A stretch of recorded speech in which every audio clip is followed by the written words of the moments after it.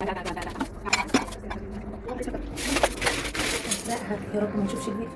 يا حوستي البيضة يا أنا يما، الحقوني يا ولاد، اتدبست تدبيسة النهاردة ما اتمنهاش لألد أعدائي، بس طبعا ربنا يجعلها يا رب في ميزان حسناتي. عايزاكم تملوا عينكم من شكل المطبخ ده ومن كل تفصيلة فيه، علشان اللي هيحصل فيه دلوقتي بجد بجد هيصدمكم. والله يا جماعة عارفين انتوا الفيديوهات بتاعت الناس الكوريين اللي بيكون فيه حاجات كده كلها تضرب تقلب وفجأة بيخلوها جنة؟ هو احنا هنخلي المطبخ ده دلوقتي جنة. المطبخ ده مطبخ جدتي ستونة حبيبة قلبي، ربنا يديها الصحة وطولة العمر. هي ست كبيرة طبعا وربنا يعينها يا رب على حالها، مش بتقدر تدعك ولا تقدر تقف اصلا، مش بتقدر تفرد ظهرها. فالوضع وصل للشكل ده وانا قلت لها لا، لازم تدخل، لازم تدخل فوري. فصلوا على النبي كده ويلا بينا نبدأ ونقول بسم الله.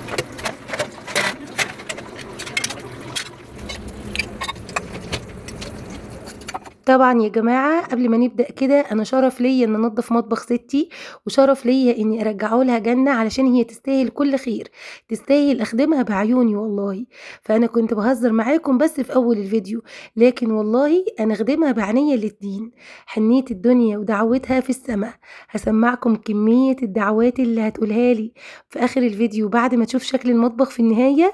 والله يا جماعة إحنا عايشين بجد ببركتها. زي بقى ما أنتم شايفين بدأت أنزّل كل المطبخ على الأرض، وبيني وبينكم رميت حاجات كتير بس من وراها. يا رب ما تشوفش الفيديو ده حرفيًا هتبهدلني بجد. بُصّوا بقى بعد ما فضّيت الرخام كلّه، هو المطبخ بتاعها رخام، لقيت الدهون بقى متراكمة، عايزة أقول لكم بقى لها ولا 60 سَنة كده على الرخام.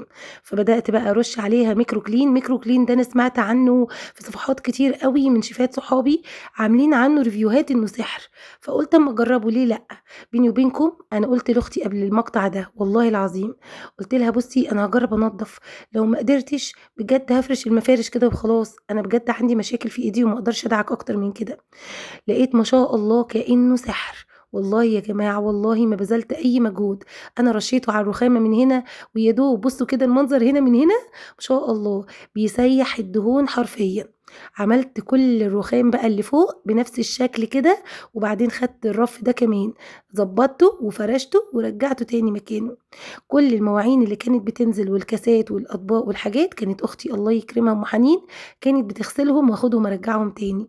هنا بقى دي شوية أطباق استانلس عايزة أقول لكم تقريبًا من جهاز ستي كانت راكناهم، فبُصّوا الدهون اتراكمت عليهم لدرجة إن الطبق الاستانلس بقى دهبي من كتر الدهون، واخدين بالكم؟ رشيت عليه بقى رشتين من ميكرو كلين وبُصّوا الدهون اللي بقى لها سنين اللي نشفت وجرى عليها الزمن بتطلع بإيدي حرفيًا زي ما أنتم شايفين كده. بجد أنا اتوهمت من ميكرو كلين ده، إزاي يا جماعة المنظر ده؟ أنا كنت فاكراهم بيخمونا بصراحة، بس اتصدمت ما شاء الله من النتيجة. بُصّوا بقى، بُصّوا الاستانلس شوفوا هيكون بيلمع إزاي، هو كمان بيلمّع فضة على فكرة، وبيلمّع بقى الحنفيات والأحواض، بيخلّي الاستانلس ده جديد لَنْج.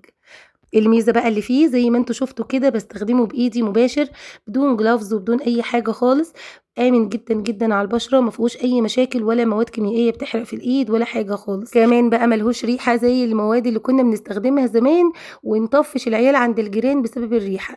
بس طبعًا لو طفل صغير أو حد عنده حساسية صدر أكيد، أكيد برضه ما ينفعش يستخدمه مباشر يعني، أكيد كل حاجة وليها حاجة، تمام؟ هنا بقى بصوا لي على الحيطة دي، عايزة أقول لكم إن الحيطة دي عاملة حرفيًا زي بتاع مطعم الفول والطعمية، دهون متراكمة بطريقة صعبة جدًا. وهنا كانت الصدمة، متخيلين يعني إيه دهون تتشال من على حيطة مش من على سيراميك؟ بصوا الدهون ما شاء الله اللهم بارك، دعكتين 2 بس وأديكم شايفين الفرق. هنا كمان قُلت أوريكم، عايزة أقول لكم أنا لو غسلت كل الحاجة قدامكم بجد الفيديو هيكون طويل جدًا، فأنا حبيت أوريكم بس النتيجة كده وأنا شغالة. بُصّوا كمان الرخامة اللي فوق البوتاجاز، شايفين قد إيه الموضوع سهل وبسيط ويجنن. دي بقى المفاجأة، شوفوا لي هنا المنظر، والله يا جماعة آخر حاجة توقعت إن هي تنضف.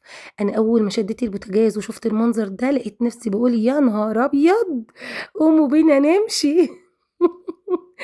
بس لقيت الموضوع سهل أوي، كنت باوريكم لقطات كده وأقفل الكاميرا وأقلع الخمار بصراحة لإن الجو نار واشتغل بقى، لحد ما خلّصت كل الحيطان الحمد لله، وخلّصت كمان الأرفف، ودخلت بقى على سيد المعلمين. سيد المعلمين وحش الكون، البوتاجاز.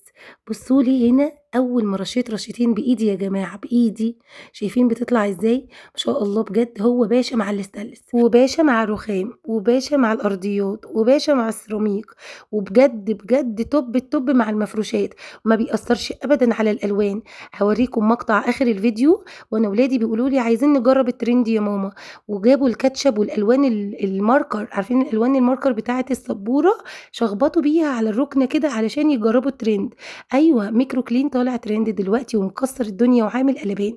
فبجد يا جماعه سحر وهمي ازاي يعمل كل ده ويشيل البقعه دي وما يأثرش ابدا على الالوان. بصوا لي هنا الاستانلس، النور هنا قطع بقى يا جماعه، والله العظيم قطع النور 3 مرات وانا شغاله، او مرتين علشان ما كنتش بحلف كدب. النور قطع والحمد لله، يعني كانوا بيصوروني بالكشافات. بصوا بقى هنا، بصوا الجمال، والله يا ستي مش هتصدق، هتدعي لي كميه دعوات عقلكم ما يتخيلهاش.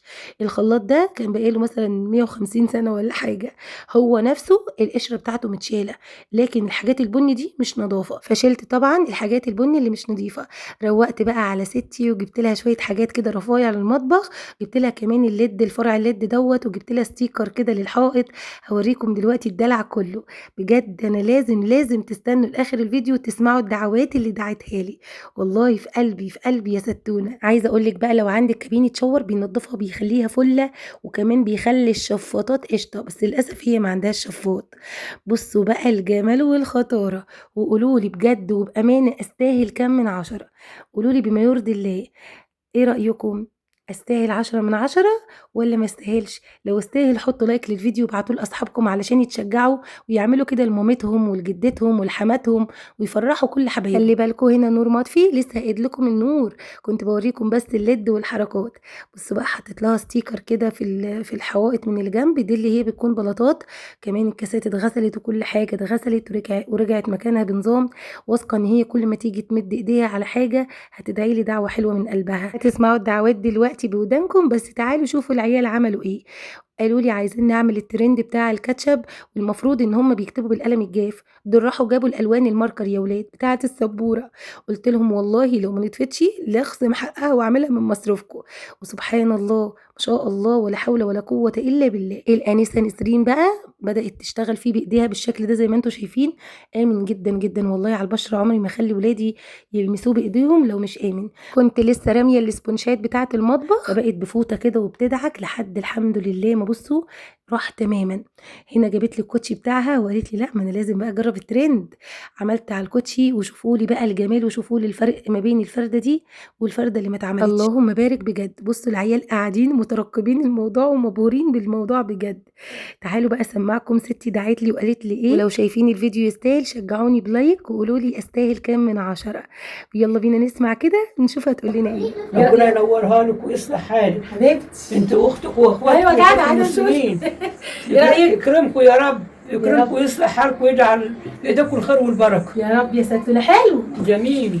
تعملوا حاجه وحشه انت ام حنين. حنين. حبيبتي يا ستنا. مبسوطه يعني؟ ايه رايك في غير البوتاجاز؟ حاجه مبسوطه بيك. حبيبتي يا ستونه. ايه رايك في البوتاجاز؟ ده مش بتاعنا ده. مش بتاعكم؟ عسل.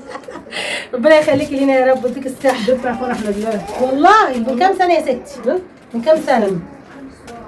سحر عندها 21 سنه. لا ماشيه في 22. ماشيه في 22 سنه. يبقى 23 سنه.